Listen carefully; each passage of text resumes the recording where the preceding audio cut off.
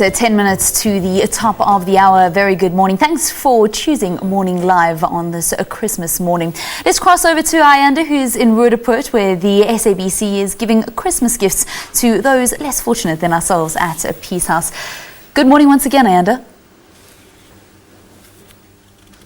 Good morning once again to you, Valen. I'm joined now by the founder of Peace House, June van der Nut, and she is more affectionately known as Gogo. Yeah, apparently even those who are older than her refer to her as Gogo, so I'm going to call you Gogo as well. Thank you so much for joining us. Thank you so much for coming to see us and joining us on Christmas morning.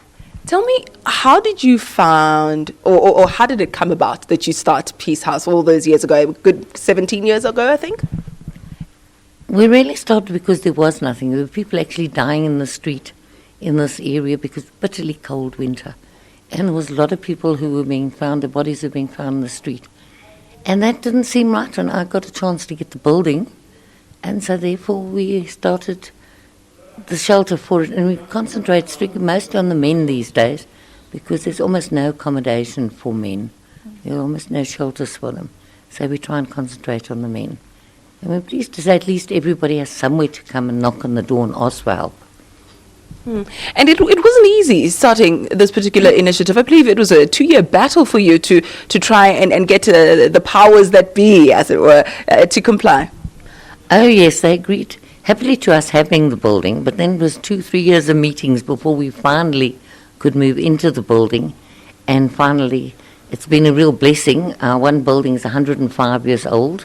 The original police station, Roodepoort, and the other one, the one we're sitting in, is the magistrates' court, original magistrates' court, and this one is 75 years old. So it's a huge business maintaining the buildings, but there's lots of space, thank goodness, that we can, and manoeuvrable space, so we can accommodate people in the buildings. And roughly how many people do you accommodate? We can accommodate at times up to 80, 90 people. And it varies as to the demand, especially in the middle of winter, of course, is the highest demand when it gets bitterly cold. We find, for instance, Christmas time, a lot of families are willing to have their destitute family come and visit them. People are quite kind in winter, quite kind in Christmas season, and they're willing to have them visit. And that often starts a reunification with the family. Those that you see today are those who don't have family, or the family have refused to have anything to do with them. So they're really the people in need of shelter and help and so forth. So we usually have enough space for everybody, it's just juggling it. You said to me that you experience every single emotion except boredom. There's never a dull moment here. But what are some of those challenges that people come forward with that you have to deal with? There's just about every challenge you can imagine, because people are all on the street for one reason. They have a problem that they can't deal with.